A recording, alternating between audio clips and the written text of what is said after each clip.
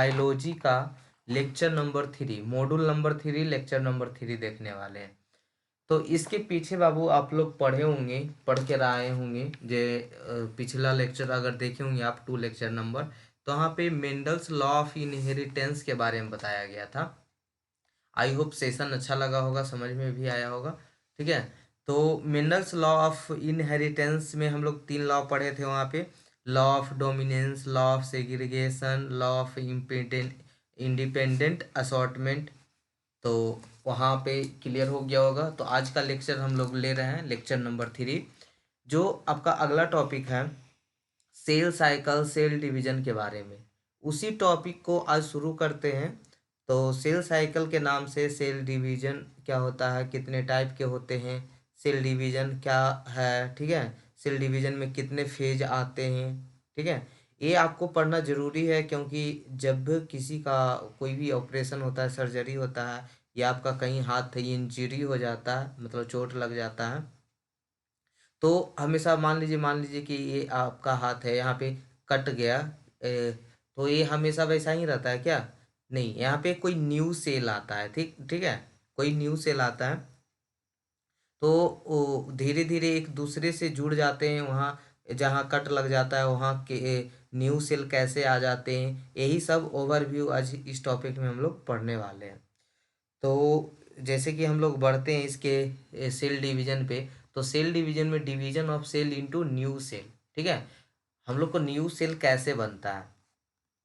तो रीजन है division of cell का, रीजन है डिवीजन का growth of organism, replace old dead and injured cell, ठीक है, जो आपका जख्म हो गया, चोट लग गया है, या डेड सेल हो गया, जैसे नाखून बढ़ता है, ठीक है, नाखून है ना, तो नाखून बढ़ते जाता है, तो ये डेड सेल हो गया, मतलब आगे निकल गया, फिर वहाँ सेल न्यू सेल बनते रहता है, स्टार्ट होते रहता है। ठीक है, replace old cell, old cell जैसे आप देखते होंगे कि हाथ में या पैर में उसका स्किन छिलाता है, मतलब उजड़ता है, और नीचे से न्यू स्किन आते रहता होगा। तो वही वही सब है। ठीक है, तो replace old dead and injured cells for gametic gametic formation में भी, ठीक है, तो ये सब के कारण क्या होते हैं, डिवीजन होते हैं, और सेल का डिवीजन होता है, यानी एक तरह से कहें तो सेल क्या होता है, खत्म होते हैं, वहाँ पे न्यू सेल का फॉर्मेशन होता है, न्यू सेल बनता है। तो it is of 2 type, mitosis और मियोसिस, ठीक है, 2 टाइप का होता है। तो दोनों में क्या डिफरेंस है, हम लोग इसी को 6 पार्ट में, मतलब 6 फेज आता है, जो तब जाकर क्या बनता है, न्यू सेल बनता है। मतलब पहला फेज से गुजर, देखिए, जैसे हम लोग कोई चीज़ करते हैं, कोई भी सामान बनाते हैं, या किसी भी चीज़ का मतलब कोई काम करते हैं, तो क्या होता है, फेज बाई फेज होता है ना, स्टेप बाई स्टेप होता है ना। मान लीजिए आप मैथ ही बनाते हैं, तो वहाँ पे क्या होता है, स्टेप बाई स्टेप सॉल्यूशन करते हैं, लास्ट में क्या होता है, फाइनल आंसर आता है। तो उसी टाइप से यहाँ भी हम लोग जो सेल का देख रहे हैं, डिवीजन देखेंगे, न्यू सेल कैसे आता है, वो हम लोग 6 फेज में देखेंगे, 6 फेज में देखेंगे कि 6 फेज के बाद न्यू सेल का फॉर्मेशन होता है।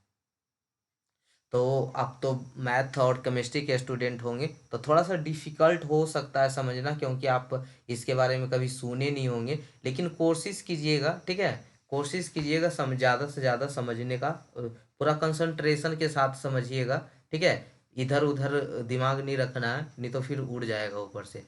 तो इसी को आगे हम लोग देखते हैं। तो यहाँ पे थोड़ा सा माइटोसिस और मियोसिस में क्या डिफरेंस है देख लेते हैं। तो ये 1 सेल डिवीजन के लिए है, ये 2 सेल डिवीजन के लिए है, ठीक है। तो दोनों को हम लोग देखेंगे, पहले मिटोसिस को देखेंगे, फिर मेयोसिस को देखेंगे। 2 डॉटर सेल आर फॉर्म, यहाँ 2 डॉटर सेल का कहने का मतलब एक सेल है, उसका सेग्रीगेशन हुआ, टूटा, तो एक सेल बना है, दूसरा सेल बना, तो इसी को डॉटर सेल के नाम से जानते हैं। और इसमें कितना होता है, 4 डॉटर सेल आर फॉर्म्ड, इसमें 4 डॉटर सेल फॉर्म्ड होते हैं। डॉटर सेल आर डाइपोलाइड, यहाँ पे क्या होता है, हैपोलाइड होता है। डॉटर सेल आर आइडेंटिकल, यहाँ पे डॉटर सेल क्या होते हैं, डिफरेंट होते हैं। यहाँ पे आइडेंटिकल होते हैं, यहाँ पे अलग अलग होते हैं। आकर for growth repair of tissues, और ये अकर फॉर गेमेटिक फॉर्मेशन। तो अगर आपको पूछा जाए कि यहाँ पे ये किसके लिए माइटोसिस और मियोसिस किसके लिए, तो माइटोसिस किसके लिए, रिपेयर करने के लिए है, और गेमेटिक फॉर्मेशन के लिए कौन है, मियोसिस है। तो ये थोड़ा सा डिफरेंस पूछा गया था आपका क्वेश्चन में, तो इसलिए यहाँ पे लिख दिए कि दोनों में डिफरेंस क्या है। तो इस तरह से दोनों का डिफरेंस आप देख लेंगे, ठीक है। चलिए उसके बाद हम लोग देखते हैं सेल साइकिल क्या है। तो सेल साइकिल जो है, the cell cycle is the event that makes new cell by cell division through six process. Cell cycle क्या है बाबू, हम लोग ऐसे पढ़ते होंगे रेनी सीजन में वाटर साइकिल।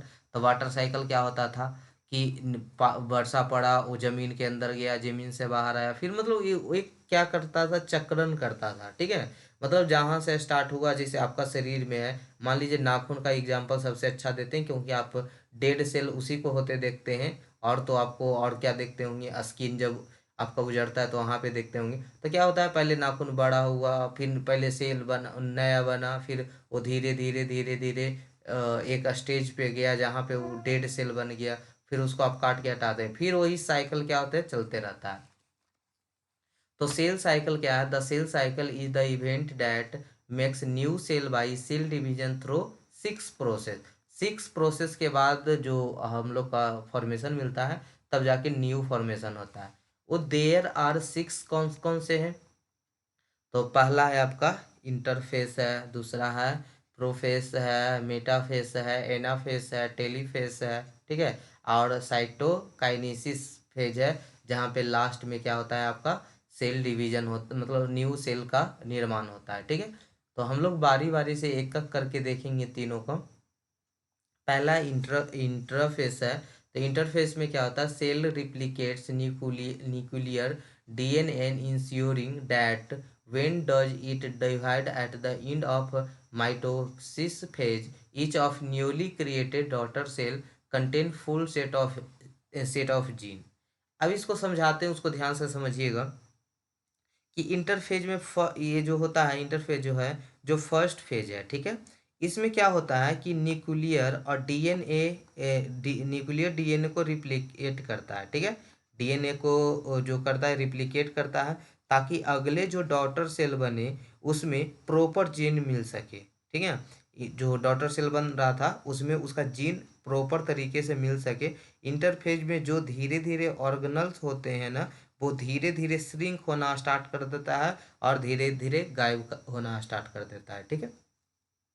और प्रोफेस में क्या होता है, प्रोफेस जो है, न्यूक्लियस फीड्स, फीड्स है यहाँ पे, feeds chromatin condense into chromosome. Nucleus इसमें फीड कर जाता है, यानी माइक्रोस्कोप में देखोगे तो जैसा लगेगा, जैसा पहले न्यूक्लियस दिखता था वैसा नहीं दिखेगा। ये धीरे धीरे कंडेंस करना स्टार्ट कर देगा, यानी फीड करना स्टार्ट कर देगा, हल्का हल्का छोटा होता चला जाएगा, ठीक है। ये हल्का हल्का छोटा टाइप, मतलब कि गायब होना स्टार्ट हो जाएगा। आपको ऐसे तो दिखेगा नहीं, जैसा था पहले से वैसे दिखेगा नहीं, वहाँ से मतलब धीरे धीरे टूटना स्टार्ट हो जाएगा, धीरे धीरे खत्म होना स्टार्ट हो जाएगा, जो एक थ्रेड के जैसा दिखना स्टार्ट हो जाएगा। थ्रेड के जैसा आप सेल दिखाए थे, फर्स्ट क्लास में पढ़े होंगे, तो वहाँ पे जो सेल का जो थ्रेड था ना, उसी उसी के जैसा दिखना स्टार्ट हो जाता है, वो कंडेंस हो जाएगा, और कंडेंस करके क्रोमोसोम का फॉर्मेशन करेगा, ठीक है। तो यही होता है, प्रोफेस में होता है, जो उसको धीरे धीरे वो कंडेंस होना स्टार्ट कर जाता है और धीरे धीरे वो किसका फॉर्मेशन कर देता है, क्रोमोसोम का फॉर्मेशन कर लेता है। मेटाफेज क्या है, न्यूक्लियर इन्वेल, यही सिक्स प्रोसेस है, ठीक है। पहला में क्या हो गया कि इंट्राफेस है, दूसरा में प्रोफेस है। पहला में क्या हुआ, दूसरा में पहला में क्या हुआ कि वो जो आपका था डीएनए, वो रिप्लेट हो गया और डॉटर सेल में कन्वर्ट हो गया, जहाँ पे उसको पूरा का पूरा जीन मिल सके। उसके बाद गया प्रोफेस में, प्रोफेस में क्या हुआ, जो न्यूक्लियस को कंडेंस करके उसको क्रोमोसोम में कन्वर्ट कर दिया। और मेटाफेस क्या है, nuclear involves break down spindle attach to sister chromatid.